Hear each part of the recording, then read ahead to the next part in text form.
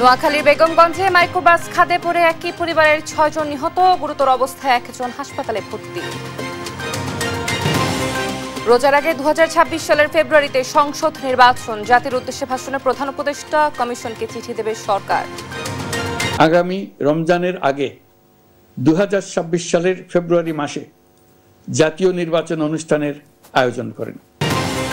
জুলাই ঘোষণাপত্র অভ্যুত্থানকে রাষ্ট্রীয় সাংবিধানিক স্বীকৃতি দেওয়ার ঘোষণা, শহীদ পরিবার আহতদের দেয়া হবে আইনি সুরক্ষা। ২০২৪-এর উপযুক্ত রাষ্ট্রীয় সাংবিধানিক স্বীকৃতি প্রদান করা হবে। নির্বাচনের সময় জুলাই ঘোষণাপত্রকে স্বাগত জানালো বিএনপি, নির্বাচন নিয়ে শঙ্কা কেটে গেছে বললেন সালাউদ্দিন আহমেদ। দুর্নীতিকে রোধ শ্রেণীর কর্মী থেকে নিমু এনটিসির প্রশাসনিক কর্মকর্তা আব্দুর রহিম হয়েছেন শত কোটি টাকার মালিক। বিশ্বকবি রবীন্দ্রনাথ ঠাকুরের ৮৪তম প্রয়াণ দিবস আজ, তার স্মৃতি বিজড়িত শিলাইদহের কুঠিবাড়িতে এবার নেই তেমন আয়োজন। এবং রাশিয়ার তেল কেনাকে কেন্দ্র করে ভারতের ওপর বাড়তি শুল্ক আরোপের হুমকি ট্রাম্পের, বাণিজ্যিক চাপ অবৈধ বলছে ক্রেমলিন।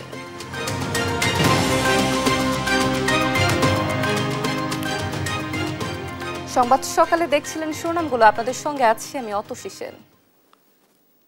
এবারে পুরো খবর। নোয়াখালীর বেগমগঞ্জ উপজেলায় একটি মাইক্রোবাস নিয়ন্ত্রণ হারিয়ে সড়কের পাশে খালে পড়ে ৬ জন যাত্রী নিহত হয়েছে এবং আহত হয়েছে একজন। বেগমগঞ্জ মডেল থানার ভারপ্রাপ্ত কর্মকর্তা লিটন দেওয়ান জানায়, বেগমগঞ্জ উপজেলার চন্দ্রগঞ্জের পূর্ববাজারের কাছে নিয়ন্ত্রণ হারিয়ে একটি যাত্রীবাহী মাইক্রোবাস সড়কের পাশে খালে পড়ে যায়। এ সময় ঘটনাস্থলে একই পরিবারের ৬ জন যাত্রী নিহত হয়েছে ও গুরুতর আহত একজনকে হাসপাতালে নেওয়া হয়েছে। চন্দ্রগঞ্জ হাইওয়ে পুলিশ জানায়, ওমান ফেরত এক প্রবাসীর পরিবারের ১১ জন সদস্য ছিল ওই বাসটিতে। নিহত সবাই নারী ও শিশু। মরদেহগুলো পরিবারের কাছে হস্তান্তর করার কাজ চলছে। চৌমোহনী ফায়ার সার্ভিস গাড়িটিকে উদ্ধার করেছে।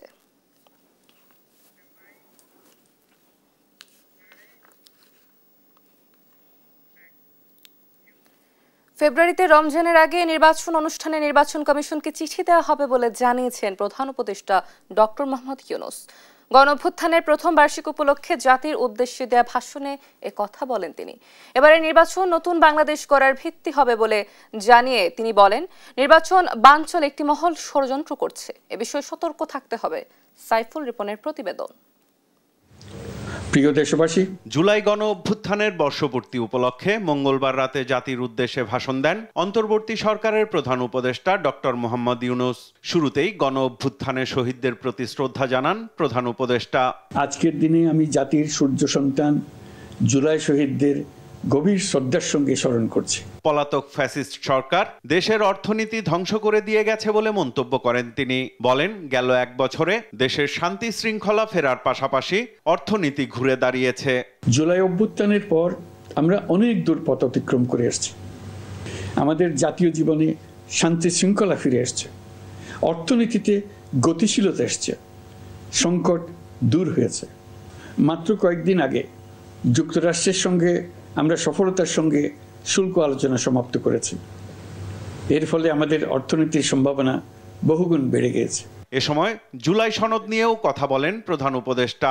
আমরা আশা করছি এই ঐকমত্যের ভিত্তিতে অচিরে রাজনৈতিক দলগুলি জুলাই সনদে স্বাক্ষর করবে এবং এর বাস্তবায়নেও ঐকমত্যে পৌঁছাবে। জুলাই আগস্টের মানবতা বিরোধী অপরাধ মামলায় বিচার কাজ দৃঢ়ভাবে এগিয়ে চলেছে। বিচারের আনুষ্ঠানিক শুনানি পর্বও শুরু হয়েছে। ইতিহাসের নির্মম হত্যাযজ্ঞে যারা জড়িত তাদের বিচার এদেশের মাটিতে হবেই। রমজানের আগেই নির্বাচন অনুষ্ঠানে বুধবার থেকেই কার্যক্রম শুরু হবে জানান প্রধান উপদেষ্টা।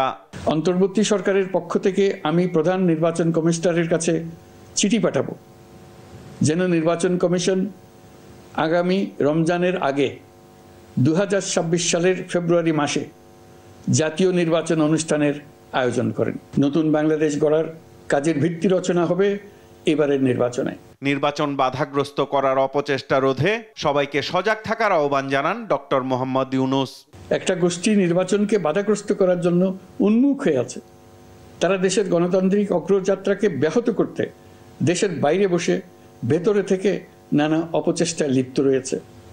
আমাদেরকে অবশ্যই খেয়াল রাখতে হবে তারা যেন নির্বাচনকে সংঘাতময় করে তোলার কোনো রকমের সুযোগ না পায়। এ সময় উপকূলীয় ও গভীর সমুদ্র অর্থনীতি বিকাশে অন্তর্বর্তী সরকার বিভিন্ন উদ্যোগ নিয়েছে বলেও জানান প্রধান উপদেষ্টা।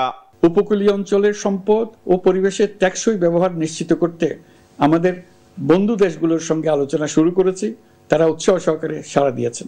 সাইফুল রিপন, দেশ টিভি, ঢাকা। জুলাই শহীদদের জাতীয় বীর ঘোষণা করে জুলাই ঘোষণাপত্র পাঠ করেছেন প্রধান উপদেষ্টা ডক্টর মোহাম্মদ ইউনূস, যেখানে শহীদদের পরিবারের সদস্য আহতদের প্রয়োজনীয় আইনি সুরক্ষা দেওয়ার অভিপ্রায় জানানো হয়। জাতীয় সংসদের দক্ষিণ প্লাজায় ফ্যাসিবাদ বিরোধী সব পক্ষের প্রতিনিধিদের উপস্থিতিতে এই ঘোষণাপত্র পাঠ করেন তিনি। এতে বলা হয়, ছাত্র গণঅভ্যুত্থানের উপযুক্ত রাষ্ট্রীয় ও সাংবিধানিক স্বীকৃতি দেওয়া হবে। নির্বাচিত সংস্কারকৃত সংবিধানের তফসিলে এই ঘোষণাপত্র যুক্ত করবে। ঘোষণাপত্রে গণহত্যা, গুম, খুন, নির্যাতনের বিচারের দৃঢ় অভিপ্রায় জানান প্রধান উপদেষ্টা। সাইফুল রিপনের প্রতিবেদন। জুলাই গণ অভ্যুত্থানের ১ বছর পূর্তিতে ৩৬ জুলাই উদযাপনের দিন জাতীয় সংসদ ভবনের দক্ষিণ প্লাজায় জুলাই ঘোষণাপত্র প্রকাশ করা হয়। বৈরী আবহাওয়া উপেক্ষা করে যোগ দেন ফ্যাসিবাদ বিরোধী আন্দোলনে অংশ নেয়া বিভিন্ন রাজনৈতিক দল ও সংগঠনের প্রতিনিধি সহ বিশিষ্টজনরা। অংশ নেন গণ অভ্যুত্থানের শহীদ পরিবারের সদস্য ও আহতরা, ছিলেন বিভিন্ন দূতাবাস ও আন্তর্জাতিক সংস্থার প্রতিনিধিরাও।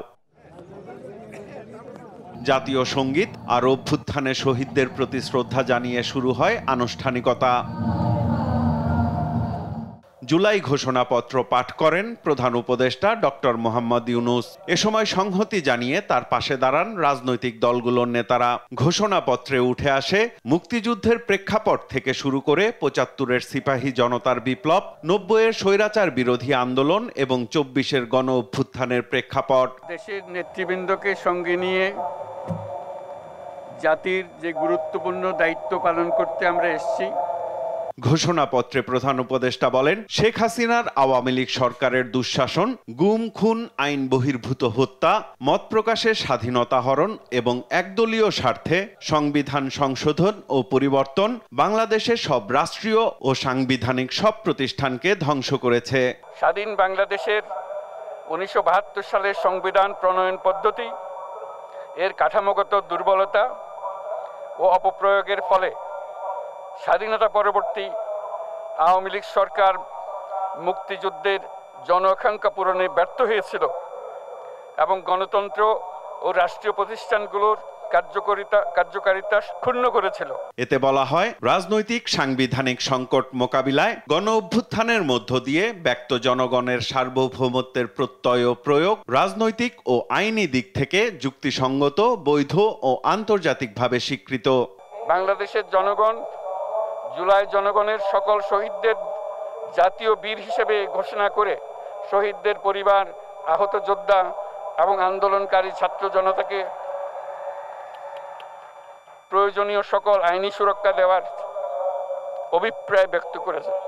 ঘোষণাপত্রে বলা হয়, বাংলাদেশের জনগণ যুক্তিসঙ্গত সময়ের মধ্যে অবাধ, সুষ্ঠু ও নিরপেক্ষ নির্বাচনের মাধ্যমে গঠিত জাতীয় সংসদে দেশের মানুষের প্রত্যাশা আইনের শাসন ও মানবাধিকার, দুর্নীতি ও শোষণমুক্ত, বৈষম্যহীন ও মূল্যবোধ সম্পন্ন সমাজ এবং গণতান্ত্রিক রাষ্ট্র ব্যবস্থা প্রতিষ্ঠার অভিপ্রায় ব্যক্ত করেছে।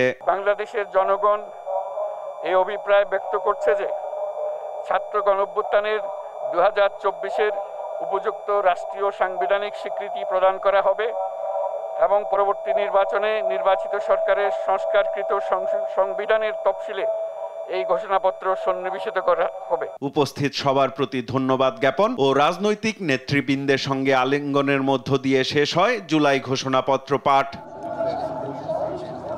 সাইফুল রিপন, দেশ টিভি, ঢাকা। প্রধান উপদেষ্টা নির্বাচনের সময় ঘোষণার মাধ্যমে নির্বাচন নিয়ে শঙ্কা কেটে গেছে বলে মন্তব্য করেছেন বিএনপির স্থায়ী কমিটির সদস্য সালাউদ্দিন আহমেদ। মঙ্গলবার রাতে গুলশানে বিএনপি চেয়ারপারসনের কার্যালয়ে প্রধান উপদেষ্টার জুলাই ঘোষণাপত্র পাঠ এবং জাতির উদ্দেশ্যে ভাষণ নিয়ে প্রতিক্রিয়ায় এ মন্তব্য করেন তিনি। বলেন, এই ঘোষণার মাধ্যমে জনগণের ভোটাধিকার প্রয়োগের সকল দোদুল্যমানতা কেটে যাবে। সেই সঙ্গে এই ঘোষণার মাধ্যমে রাজনৈতিক স্থিতিশীলতা আসবে, ব্যবসা বাণিজ্য ও বিনিয়োগ নিয়ে কোনো অনিশ্চয়তা থাকবে না। এছাড়া এই ঘোষণার মধ্য দিয়ে দেশের রাজনৈতিক স্থিতিশীলতা আসবে বলেও জানান তিনি। দুটোকেই স্বাগত জানাই। জুলাই ঘোষণাপত্রের যে সমস্ত ঘোষণা তাকে রাষ্ট্রীয়ভাবে এবং সাংবিধানিকভাবে স্বীকৃতি দেওয়ার জন্য আমরা প্রতিশ্রুতিবদ্ধ এবং যথাযোগ্য জায়গায় সংবিধানে সেটা স্থাপন করা হবে। বাংলাদেশে যে নির্বাচন অনুষ্ঠান নিয়ে যে একটি দোদুল্যমানতা ছিল বলে অনেকে মনে করছিলেন, তাদের মধ্যে সেই দোদুল্যমানতাটা রইল না। প্রধান উপদেষ্টা ডক্টর মোহাম্মদ ইউনূস ঘোষিত জুলাই ঘোষণাপত্র নিয়ে তাৎক্ষণিক প্রতিক্রিয়া জানিয়েছেন উপস্থিত বিভিন্ন দলের নেতারা। ঘোষণাপত্রকে স্বাগত জানিয়েছে কোনো কোনো দল, কেউ আবার সমালোচনাও করেছে। আরও জানাচ্ছেন মাহবুব তামিম। ফ্যাসিবাদ বিরোধী বিভিন্ন রাজনৈতিক দলের নেতাদের নিয়ে জুলাই ঘোষণাপত্র পাঠ করেন প্রধান উপদেষ্টা ডক্টর মোহাম্মদ ইউনূস। ঘোষণাপত্র পাঠ শেষে পরস্পরের সঙ্গে কোলাকুলি করেন তারা। পরে এই নিয়ে তাৎক্ষণিক প্রতিক্রিয়া জানান বিভিন্ন দলের নেতারা। ঘোষণাপত্র আসায় স্বস্তি জানালেও সার্বিক বিষয়ে দলীয় ফোরামে আলোচনা করে প্রতিক্রিয়া জানাবে জামায়াত। আমাদের ডিমান্ড ছিল একটা ঘোষণাপত্র আসতে হবে, সেটা এসেছে। অন্তত এই প্রতিশ্রুতিটুকুর জন্য ইতিবাচক মনে করি, কিন্তু সাবজেক্ট ম্যাটারের ব্যাপারে আমরা বসবো দলের অভ্যন্তরে, তারপরে আমাদের প্রতিক্রিয়া জানাবো। মুক্তিযোদ্ধা ভাতা পাচ্ছে ইত্যাদি, কোনোটাই তো এই ঘোষণাপত্রে নাই, এটা একটা রচনার মতো হয়েছে। জুলাই সনদের আইনগত ভিত্তি নিয়ে কিছু বলা হয়নি বলে মন্তব্য করেন গণ অধিকার পরিষদ সভাপতি নুরুল হক নূর। তার মতে ঘোষণাপত্রে রাষ্ট্র সংস্কারের জন আকাঙ্ক্ষার বাস্তবায়ন নিয়ে অনিশ্চয়তা তৈরি হয়েছে। ঘোষণাপত্রে আমরা লক্ষ্য করেছি যে যেটা বলা হয়েছে যে আগামী সংসদ বাস্তবায়ন করবে, সেই ক্ষেত্রে আসলে আমাদের যে একটা বৃহত্তর রাষ্ট্র সংস্কারের জন আকাঙ্ক্ষা ছিল সেটা কিছুটা একটা অনিশ্চয়তা তৈরি হয়েছে যে আসলে সামনের সংসদ কিংবা যারা সরকার গঠন করবে সেটা কতটুকু কি বাস্তবায়ন করবে। জুলাই ঘোষণাপত্র বিচার, সংস্কার এবং নির্বাচনের প্রক্রিয়ার মধ্যে দিয়ে কার্যকর হবে বলে আশা জানান গণসংহতি আন্দোলনের প্রধান সমন্বয়কারী জুনায়েদ সাকি। আমরা মনে করি যে জুলাই ঘোষণাপত্রকে এখন কার্যকর করতে হবে এবং সেটা বিচার, সংস্কার এবং নির্বাচনের প্রক্রিয়ার মধ্য দিয়ে আমাদের এই জুলাই ঘোষণাপত্র কার্যকর হবে। জুলাই ঘোষণাপত্রে সন্তোষ প্রকাশ করে গুম, খুন, চাঁদাবাজি, আয়নাঘরের পুনরাবৃত্তি যেন না হয় সেই দাবি জানান ইসলামী আন্দোলনের আমির সৈয়দ রেজাউল করিম। মা যেন সন্তান হারা হতে না হয়, আমাদের দেশের টাকা যেন বিদেশে পাচার না হয়, আর আমাদের গুম, খুন, মিথ্যা কেসের মাধ্যমে হাজার হাজার লক্ষ লক্ষ ফ্যামিলি যেন নিঃস্ব না হয়। চাঁদাবাজি, জালেম এবং জুলুমবাজ এরা যেন দখলবাজি না থাকে, এইটা বিশেষ করে অন্তর্বর্তী সরকার সহ সকলের কাছে আমরা রাজনৈতিক দল যারা রয়েছেন সকলকে আমরা উদাত্ত আহ্বান জানাচ্ছি। ঘোষণাপত্র নিয়ে মিশ্র প্রতিক্রিয়া জানিয়ে এবি পার্টির চেয়ারম্যান মুজিবুর রহমান মঞ্জু বলেন, অঙ্গীকার ও প্রতিজ্ঞার সুদৃঢ় প্রতিফলনে ব্যর্থ ঘোষণাপত্র। আমাদের যে অঙ্গীকার, প্রতিজ্ঞা সেটা আরো একটু সুদৃঢ়ভাবে এটা প্রতিভাত হবে। আমরা একটা দৃঢ় ঘোষণা চেয়েছিলাম, সেখানে হয়তো কিছুটা আমাদের চাওয়ার ঘাটতি থাকতে পারে। জুলাই ঘোষণাপত্রকে আইনি কাঠামোর ভিত্তি হিসেবে দাঁড় করানোর আহ্বান জানিয়েছেন এনসিপি সিনিয়র যুগ্ম আহ্বায়ক সামান্তা শারমিন। এবং ঘোষণাপত্রের বক্তব্যের মধ্যে স্পষ্ট যে সকল পক্ষকে খুশি করার জন্য, সন্তুষ্ট করে আসলে একটি ঘোষণাপত্র প্রণয়নের চেষ্টাটা স্পষ্ট। নতুন সংবিধানের জন্য বাধা হয়ে দাঁড়ায় এমন কোনো পদ্ধতিতে ঘোষণাপত্রকে স্থায়ী করা এটা উচিত হবে না। অন্তর্বর্তী সরকারের প্রধান যে জুলাই ঘোষণাপত্র পাঠ করেছেন তা নির্বাচনের আগে বাস্তবায়নের দাবি জানান তিনি। আমাদের জন্য অপেক্ষা করা লাগবে। মাহবুব তামিম, দেশ টিভি, ঢাকা। 6 আগস্ট 24-এর এই দিনে জনরোষে পুড়ে যাওয়া বাংলাদেশের পুনর্গঠনে কাজ শুরু করে ছাত্র জনতা।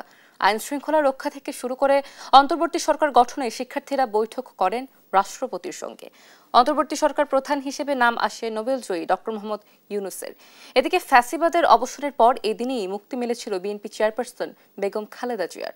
আরও জানাচ্ছেন এম এ আজিম। 6 আগস্ট জনরোষে তখন পুড়ে ছাই হাসিনার সরকার কাঠামো। শুধু গণভবন নয়, তখন ধ্বংসস্তূপে পরিণত হয়েছিল বিভিন্ন সরকারি অফিস দপ্তর। হাসিনার রক্ষা কবচ হয়ে ওঠা পুলিশ বাহিনীর উপর ছাত্র জনতার ক্ষোভ পুড়িয়েছে অধিকাংশ থানাগুলোকেও। আইন শৃঙ্খলা রক্ষায় ছিল না পুলিশ প্রশাসন। তবে সকালেই রাজধানীর সড়কগুলোতে স্বেচ্ছায় ট্রাফিক ব্যবস্থাপনার দায়িত্ব কাঁধে তুলে নেয় শিক্ষার্থীরা। শুধু সড়কে নয়, অন্তর্বর্তীকালীন সরকার গঠনেও রাষ্ট্রপতির সঙ্গে রাজনৈতিক দলগুলোকে নিয়ে বৈঠকে বসেন জুলাই আন্দোলনের শীর্ষ নেতারা। সবার সম্মিলিত প্রস্তাবে সিদ্ধান্ত আসে নোবেলজয়ী ডক্টর মোহাম্মদ ইউনূস হবেন অন্তর্বর্তী সরকারের প্রধান। একই সঙ্গে সেদিন উপদেষ্টা পরিষদ গঠন এবং এর সদস্যদের নামের প্রস্তাবও আসে বৈঠক থেকে। 24 ঘন্টা বা তারও কিছু সময়ের মধ্যে, অধিক কিছু সময়ের মধ্যেই আমরা পূর্ণাঙ্গ যে সরকার, অন্তর্বর্তীকালীন সরকারের শপথ যে বিষয়টি, সেটি আমরা করে ফেলতে পারবো। এদিকে 6.5 বছর পর সেদিনই রাষ্ট্রপতির আদেশে মুক্তি মেলে বিএনপি চেয়ারপারসন বেগম খালেদা জিয়ার। উন্নত চিকিৎসার জন্য বিদেশে যাওয়ার প্রস্তুতিও শুরু করেন তিনি। এম এ আজিম, দেশ টিভি, ঢাকা।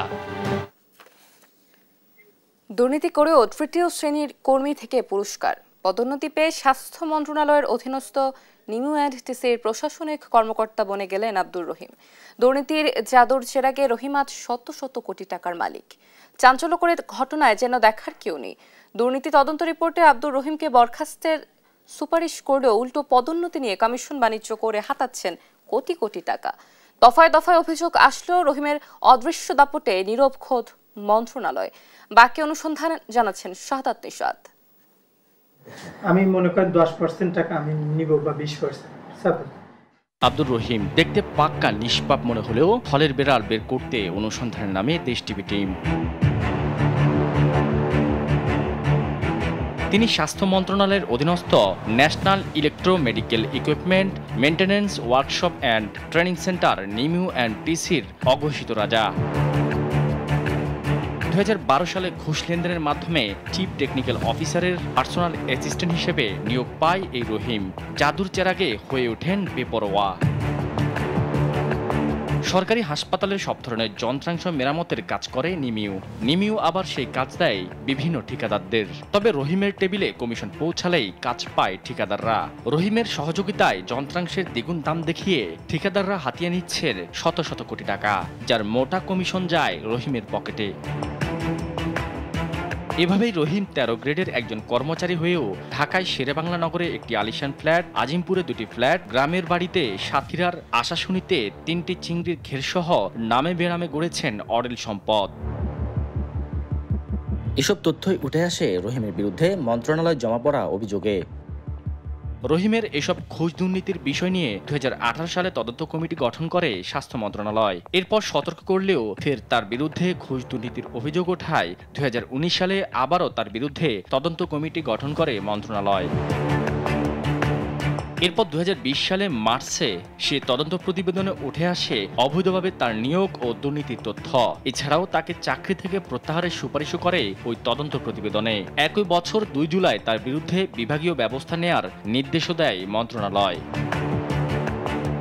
এদিকে তখনকার চিফ টেকনিক্যাল ম্যানেজার আমিনুর রহমানের নাম ভাঙিয়ে এক ঠিকাদার থেকে ঘুষ নেওয়ার অভিযোগে মাদারীপুর সিভিল সার্জন অফিসে বদলি করে তাকে। কিন্তু মাদারীপুরে 3 মাসে একদিনের জন্য অফিস না করে উল্টো নিমিউর প্রধান কার্যালয়ে ফের বদলি করিয়ে নেয় নিজেকে। ক্ষমতা বলে পিএ থেকে এক লাফে ভাগিয়ে নেন প্রশাসনিক কর্মকর্তা পদ। এর জন্য আবার সুপারিশ করেন তৎকালীন স্বাস্থ্য অধিদপ্তরের স্থায়ী কমিটির সদস্য ও সাবেক মন্ত্রী হাসানুল হক ইনু। রহিমের আরেক সহযোগী টেকনিক্যাল ম্যানেজার মইনুল ইসলাম স্বাস্থ্য ও পরিবার কল্যাণ মন্ত্রণালয়ের বিশেষ সহকারীর ফাইলে স্বাক্ষর করা একটি ছবি উঠান, যে ছবি দিয়ে রহিম সহ বিভিন্ন ঠিকাদারের কাছে কাজ নিয়ে দিচ্ছেন বলে কোটি টাকা হাতিয়ে নেন তিনি। বিষয়টি নজরে আসায় মইনুলকে সাময়িক বরখাস্ত করে মন্ত্রণালয়, কিন্তু কৌশলে বেঁচে যায় রহিম। এদিকে তার বিরুদ্ধে চিকিৎসা যন্ত্রপাতি মেরামতের নামে টাকা আত্মসাতের অভিযোগ তদন্ত শুরু করে দুদক। রহিমের এসব অপকর্মের বিষয়ে তার সাথে কথা বলতে চাইলে রাজি নয় আব্দুর রহিম। সেগুলো মন্ত্রণালয় থেকে সেটেল হয়ে আবার আমি এখানে তো আছি। শাহাদাত নিশাত, দেশ টিভি, ঢাকা। নোয়াখালীর বেগমগঞ্জ উপজেলায় একটি মাইক্রোবাস নিয়ন্ত্রণ হারিয়ে সড়কের পাশে খালে পড়ে 7 জন যাত্রী নিহত হয়েছে। এ নিয়ে আরো জানাতে যুক্ত হচ্ছেন আমাদের সহকর্মী মাওলা সুজন। আমরা তার কাছ থেকে বিষয়ে বিস্তারিত জানবার চেষ্টা করব। সুজন, আপনি নিশ্চয়ই আমাকে শুনতে পাচ্ছেন। সুজন, এখন কি পরিস্থিতি বিরাজ করছে? দুর্ঘটনার কারণটি আসলে কি? স্থানীয়রা কি বলছে আমাদের জানাবেন।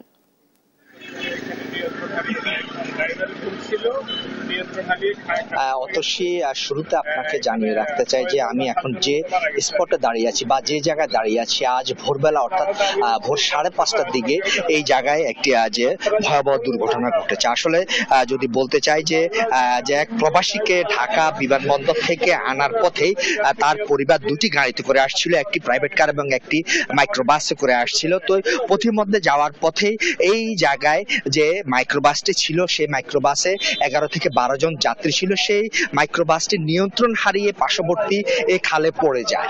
ফলে যে এখানে যে প্রত্যক্ষদর্শী সূত্রে যেটি জানতে পেরেছি যে মাইক্রোবাসে যারা ছিল তাদের মধ্যে পুরুষেরা বেরিয়ে আসতে সক্ষম হলো, কিন্তু নারী এবং শিশুরা গাড়িতে পানিবন্দী অবস্থায় যে তারা গাড়িটি ডুবে যায়। ফলে 3 জন শিশু এবং 4 জন নারীর মৃত্যু ঘটেছে এই দুর্ঘটনায়। তো আপনি নিশ্চয়ই দেখতে পাচ্ছেন যে দুর্ঘটনা স্থলটিতে এখন মানুষের কিছু ভিড় করছে। তারা বলছে আসলে যে গাড়ির অতিরিক্ত গতির কারণে কিন্তু এই দুর্ঘটনার অন্যতম কারণ বলে তারা জানিয়েছেন। তো আমি এখন কথা বলার চেষ্টা করব কিছু প্রত্যক্ষদর্শীর সাথে, আমি তার সাথে কথা বলার চেষ্টা করব যে আপনি আসলে যে এখানে কি ঘটেছে, আপনি কি দেখেছেন? এখানে উপস্থিত সকাল ভোরে যখন আমরা খবর পাইছিলাম, খবর পাওয়ার পরে আমরা দৌড়ে আসছিলাম। আসার পরে এখানে দেখলাম যে একটা হাইস নিয়ন্ত্রণ হারিয়ে হাইসটা আমরা খালে পড়ে গেছে।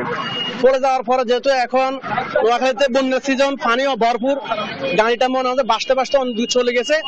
ওখান থেকে মনে করেন যে উদ্ধার কর্মী যারা আছে তারা আসার পরে যে এখানে সবাই বলতেছে যে মানুষ ছিল 11 জন, 11 থেকে 4 জন পুরুষ মনে হয় যে তারা জীবিত রক্ষা পেয়েছে, উঠতে পারেছে। আর বাকি 7 জন মারা গেছে। এখানে 3 জন হচ্ছে শিশু আর 4 জন হচ্ছে মহিলা। তা আমরা যা জানলাম যে ঘটনাস্থলে তারাই মারা গেছে, কিন্তু পরে শুনতেছি কি হয়তো কয়েকজন নাকি সামান্য কিছু মানে রু আছে বলে ধারণা করে কেউ হাসপাতাল নিছে, কিন্তু না, রু ছিল না, তারা সবাই মৃত। তো এখন এখানে আমাদের এলাকাবাসীর থেকে আমাদের একটা আবদার থাকতেছে কি, যেহেতু এটা চৌমনি চৌরাস্তা থেকে লক্ষ্মীপুর পর্যন্ত হাইওয়ে রোড, ডাইরেক্ট লাইন, তাহলে এখানের মধ্যে মনে করেন যে অনেক গাড়ি বেপরোয়াভাবে চালাচ্ছে। আপনার বাস বলেন, ট্রাক বলেন, যে কোনো গাড়ি বেপরোয়াভাবে চালাচ্ছে। এখন সরকার এবং প্রশাসনের কাছে আমাদের সকলের আবেদন যে আমাদের এই লাইনটা 4 লাইন হোক, অথবা মনে করেন যে এই লাইনের মধ্যে কিছু স্পিড ব্রেকার দেওয়া হোক, তাহলে মনে করেন যে গাড়িগুলো লিমিটেড চলবে, নিয়ন্ত্রণে চলবে। ধন্যবাদ আপনাকে। আসলে তিনি যে জানাচ্ছিলেন যে কিভাবে দুর্ঘটনাটা ঘটেছিল, তার তথ্য মতে যেটি জানতে পেরেছি যে 3 জন শিশুর মরদেহ এবং 4 জন নারীর মরদেহ তারা দেখতে পেয়েছেন। এছাড়া যে তারা জানিয়েছেন যে এই আঞ্চলিক মহাসড়কটি অত্যন্ত একটি গুরুত্বপূর্ণ মহাসড়ক, এখান দিয়ে প্রতিদিন হাজার হাজার গাড়ি চলাচল করে। তারা এই স্থানটিতে একটি নিরাপত্তামূলক যে সড়ক বিভাজকের দাবি জানিয়েছেন। তো আপনাকে আরেকটি তথ্য জানিয়ে যে স্থানীয় সূত্রে যেটি জানতে পেরেছি যে যারা নিহত হয়েছে তারা সবাই একই পরিবারে বলে আমরা জানতে পেরেছি। অতসী হচ্ছে নোয়াখালী থেকে আমার কাছে সর্বশেষ। সুজন, ধন্যবাদ আপনাকে। দর্শক, নোয়াখালীতে সড়ক দুর্ঘটনার খবর জানাচ্ছিলেন আমাদের সহকর্মী। জুলাই গণহত্যার মামলায় আন্তর্জাতিক অপরাধ ট্রাইব্যুনালে শেখ হাসিনা আসাদুজ্জামান খান কামালের বিরুদ্ধে তৃতীয় দিনের সাক্ষ্য গ্রহণ আজ সকালে ট্রাইব্যুনালে আনা হয়েছে। আসামি থেকে রাজসাক্ষী হওয়া চৌধুরী আব্দুল্লাল মামুনকে আজ সাক্ষ্য দেবেন 2 জন। এখন পর্যন্ত 3 জনের সাক্ষ্য গ্রহণ শেষ হয়েছে। সাক্ষীরা জুলাই গণহত্যার মাস্টারমাইন্ড শেখ হাসিনা আসাদুজ্জামান খান কামাল চৌধুরী আব্দুল্লাল মামুনের বিচার দাবি করেন। তুলে ধরেন বিভীষিকাময় দিনগুলোর কথা।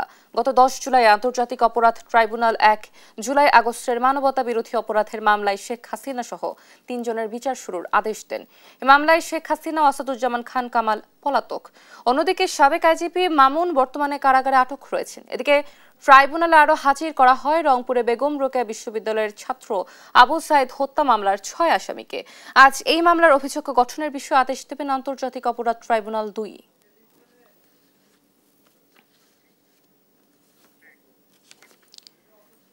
জুলাই গণঅভ্যুত্থানের প্রথম শহীদ আবু সাইদ হত্যা মামলায় 30 আসামির বিচার শুরুর বিষয়ে আজ আদেশ দেবেন ট্রাইব্যুনাল। এছাড়া শেখ হাসিনা আসাদুজ্জামান খান কামালের বিরুদ্ধে মানবতা বিরোধী অপরাধের মামলায় তৃতীয় দিনের সাক্ষ্য গ্রহণ আজ। ট্রাইব্যুনালের খবরাখবর জানাতে সরাসরি যোগ দিচ্ছেন সহকর্মী সাবরিনা মজুমদার। আমরা যুক্ত হচ্ছি তার সাথে। সাবরিনা, আপনি নিশ্চয়ই আমাকে শুনতে পাচ্ছেন। সাবরিনা, ট্রাইব্যুনালে আজকের মামলাগুলোর অগ্রগতি নিয়ে জানান।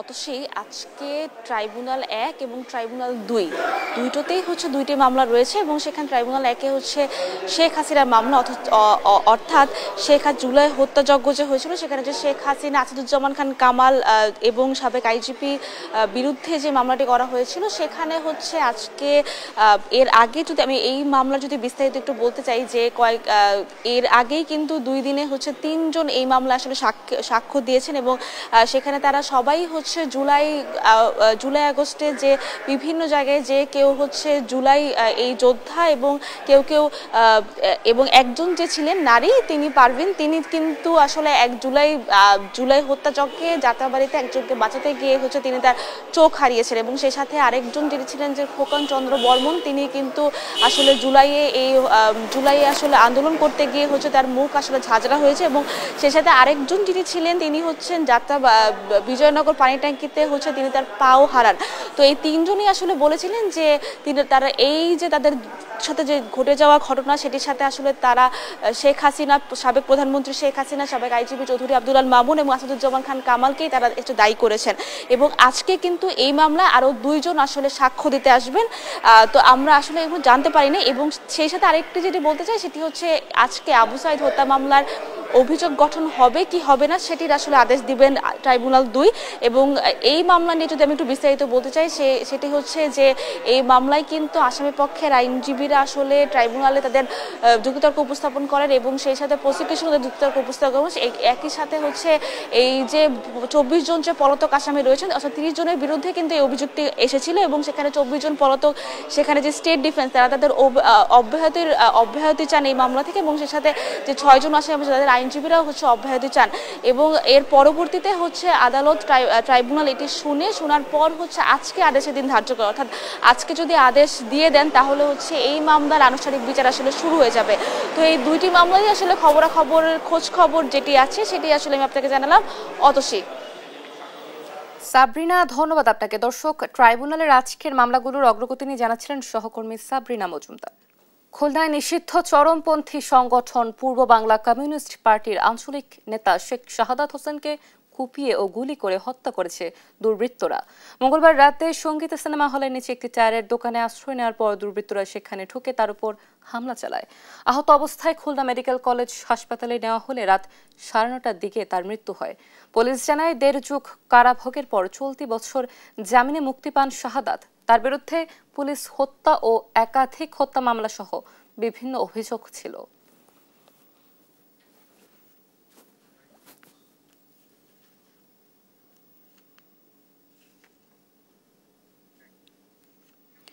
মৌলভীবাজারের কুলাউড়ায় শুকনা ছড়ার পার ও রবির বাজার কর্মধা সড়কের পাশে উপজেলার প্রশাসনের ময়লার ভাগাড় এখন পরিবেশ বিপর্যয়ের কারণ হয়ে দাঁড়িয়েছে।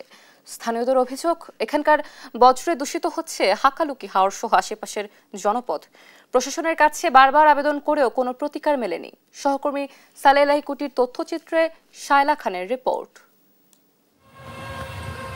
মৌলভীবাজার কুলাউড়া উপজেলার রবিবাজারের ব্যবসায়ীরা দীর্ঘদিন ধরে সড়কের পাশে প্লাস্টিক, পলিথিন, বাসাবাড়ি ও দোকানের আবর্জনা সহ অন্যান্য ময়লা ফেলে আসছে। স্থানীয়দের অভিযোগ, এপ্রিল মাসে কিছু ময়লা ফেলা বন্ধ থাকলেও মে মাস থেকে আবারও রাতের অন্ধকারে রাস্তার পাশে ময়লা ফেলছে তারা। এই আবর্জনা সামান্য বৃষ্টি হলেই ছড়িয়ে পড়ছে রাস্তা ও জলাশয়ে, যা পরিবেশ ও জনজীবনের চরম ক্ষতি করছে। এভাবে ময়লা ফেলা শুধু জনস্বাস্থ্যের জন্যই নয়, হাকালুকি হাওরের পরিবেশকেও মারাত্মক হুমকির মুখে ফেলছে। স্থানীয়দের অভিযোগ, সবকিছু জেনেও কোনো ব্যবস্থা নিচ্ছে না প্রশাসন। বেশিরভাগ পচা বাসি মাল এগুলো আমাদের কুর্মদা ইউনিয়নের এই উকনাছড়াতে নিয়ে ফেলানো হয়।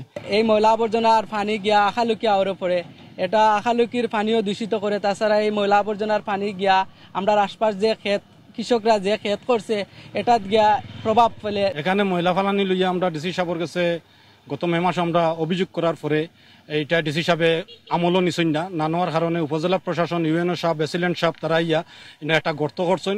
গর্ত করে কইছেন যে ঠিকাদারি প্রতিষ্ঠান যে তারা ময়লাটা গর্ত ফেলাই ফেলাই, কিন্তু 2-3 মাস ধরে তারা এইরকম রাস্তার উপরে সাইটে ফেলাইয়ে রাখছে। সেই দুর্গন্ধময় একটা এই পরিবেশ বিপর্যয় থেকে রক্ষার জন্য আমরা এই প্রশাসন সহ এলাকার সর্বস্তরের মানুষকে আমরা আহ্বান জানাবো যাতে করে এইখানে এই অপরিকল্পিত যাতে এই ময়লা আবর্জনার স্তূপ যাতে না ফেলা হয়। রাস্তার পাশে যত্রতত্র ময়লা না ফেলে নির্দিষ্ট স্থানে ময়লা ফেলার আহ্বান জানান স্থানীয় জনপ্রতিনিধিরা। আমরা পরিষদে তারা অভিযোগ দিতেছে এগুলা দুর্গন্ধটা একটু রাস্তার পাশে না ফেলাইয়া যদি অন্য কোনো জায়গায় সরাইয়া ফেলাই তাহলে একটু ভালো হইতো। রবির বাজারের ব্যবসায়ীদেরকে খোলা জায়গাতে ময়লা না ফেলার নির্দেশ দেওয়া হয়েছে বলে জানান উপজেলা নির্বাহী কর্মকর্তা। আমরা উপজেলা প্রশাসনের উদ্যোগে ওই জায়গাটা ময়লাগুলি ব্যবস্থাপনার জন্য আমরা উদ্যোগ নিয়েছি, আপনারা দেখেছেন। দ্রুত ময়লা ব্যবস্থাপনায় কার্যকরী উদ্যোগ নেবে প্রশাসন, এমনটাই প্রত্যাশা সচেতন মহলের। শায়রা খান, নিউজ ডেস্ক, দেশ টিভি। বান্দরবানের নাইখংছড়ি রামু সড়কের দূরত্ব মাত্র 12 কিলোমিটার। সড়কটির যত্রতত্র খানাখন্দ আর প্রস্থ কম হওয়ায় গাড়ি চলাচলে নানা জটিলতা দীর্ঘদিনের। দুটি উপজেলাকে যুক্ত করার পাশাপাশি সড়কটি 6টি ইউনিয়নের বাসিন্দা, পর্যটক সহ মায়ানমার সীমান্তের 71 কিলোমিটার এলাকায় চলাচলের অন্যতম মাধ্যম। কিন্তু স্বাধীনতার 54 বছর পরও সড়কটি সংস্কারে কার্যত কোনো ব্যবস্থাই নেওয়া হয়নি। সরেজমিন ঘুরে সহকর্মী আবুল বাশারের রিপোর্ট, জানাচ্ছেন শামীম হোসেন। নাইখংছড়ি রামু সড়কে খানাখন্দের কারণে হেলে দুলে চলছে গাড়ি। সড়কটির চওড়া থাকার কথা 12 ফুট, কিন্তু দুই পাশ ভেঙে ঢালু হয়ে যাওয়ায় কিছু অংশের প্রশস্ততা কমে 10 থেকে 11 ফুটে পৌঁছেছে। বিভিন্ন স্থানে পিচ ঢালাই উঠে তৈরি হয়েছে গর্ত, যার কারণে বাস চলাচলের সময় পাশাপাশি দুটি গাড়ি যেতে পারে না। অপর প্রান্তের গাড়িকে রাস্তার পাশে দাঁড়িয়ে বিপরীত দিকের গাড়িকে আগে যেতে দিতে হয়। দীর্ঘদিনের অবহেলিত ভাঙাচোরা সড়কটি সম্প্রসারণ এখন জনদাবিতে পরিণত হয়েছে। আমরা নাইকলছড়ি থেকে রামু যাইতাম হচ্ছে 10 মিনিটের মধ্যে পৌঁছে যেতাম, আর এখন নাইকলছড়ি থেকে রামু আসতে আমাদের লাগে হচ্ছে আধা ঘন্টা। রাস্তার যে অবস্থা, ভাঙার জন্য গাড়ি চালাতে পারি না। অতি দ্রুত এই সড়কটি একটু প্রশস্ত করতে হবে এবং আপনার যেখানে মেরামতের হাদা খন্দক রয়েছে এগুলি মেরামত করে জনদুর্ভোগ যেন আপনার প্রশমন হয়। তার মধ্যে বড় বড় গর্ত হয়ে গেছে, আপনার সাইড ভেঙে নামে গেছে, মানে বলতে আমরা অনেক কষ্ট পাচ্ছি গাড়ি চালাইতে, গাড়ি নিয়ে যাইতে আমাদের অনেক কষ্ট। মনে করেন যাইতে যাওয়ার সময় একটা ভাঙার মধ্যে পড়লো, দাম করে বাড়ি খেয়ে মাথার ফেটে গেল, সাইডে পড়ে গেল।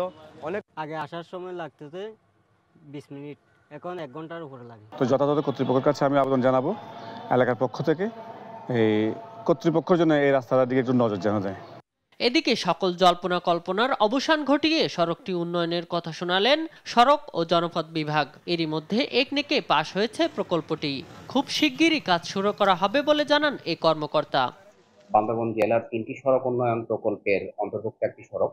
তো এই সড়কের বিশ্ব ব্যাংকের অর্থায়নে এই সড়কটি সহসাই হচ্ছে এই রাস্তার উন্নয়ন কাজ শুরু হবে।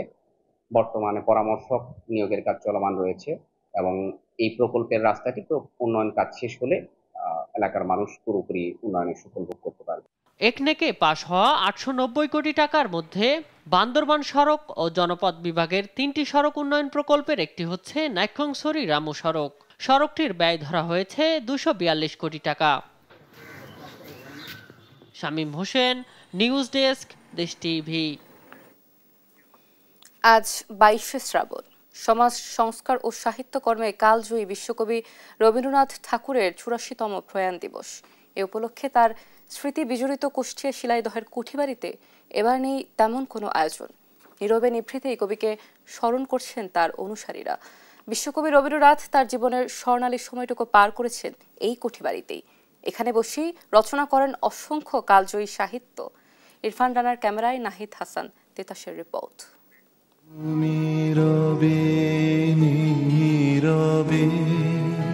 1889 সালে জমিদারি পরিচালনার ভার নিয়ে কুষ্টিয়ার শিলাইদহে আসেন বিশ্বকবি রবীন্দ্রনাথ ঠাকুর। শুরু থেকেই প্রজাদের খুব কাছে চলে যান তিনি। মুগ্ধ হয়েছিলেন শিলাইদহের ছায়াশীতল পরিবেশে। নিভৃত বাংলার প্রত্যন্ত অঞ্চল শিলাইদহে কবিগুরুর জীবনের বেশ কিছু মূল্যবান সময় কেটেছে। এখানে বসে রচিত গীতাঞ্জলি কাব্যই রবীন্দ্রনাথকে এনে দিয়েছে নোবেল পুরস্কার আর বিশ্বকবির মর্যাদা। কিন্তু মহাকবির 84তম প্রয়াণ দিবসে কোনো আয়োজন নেই শিলাইদহের কুঠিবাড়িতে। আমরা ধ্যানে জ্ঞানে রবীন্দ্রনাথকে স্মরণ করি যারা, আমাদের ভালো লাগার জায়গা থেকে আমরা সবসময় এখানে আসি। 22শে শ্রাবণ কবিগুরুর প্রয়াণ দিবস, এই দিবসটাও যাতে গুরুত্বপূর্ণভাবে রাষ্ট্রীয়ভাবে এটাকে সেই রকম মর্যাদা দিয়ে যাতে বড় আকারে পালন করা হয়, এটা হচ্ছে আমার চাওয়া। তার মৃত্যুবার্ষিকী উপলক্ষে আমরা এখানে আসছি দেখার জন্য, কিন্তু এসে দেখতেছি বন্ধ। খুব হতাশ হলাম আর কি। যদি মৃত্যুবার্ষিকীতেও অনুষ্ঠান হয় তাহলে দেশ বিদেশ থেকে মানুষজন আসবে দেখার জন্য। প্রত্যেক বছরই জন্মদিনের পাশাপাশি প্রয়াণ দিবসটাও যেন ঠিক যথাযথ মর্যাদায় রাষ্ট্রীয়ভাবে পালন হয়, সে ব্যাপারে আমাদের বিশেষ দাবি থাকবে।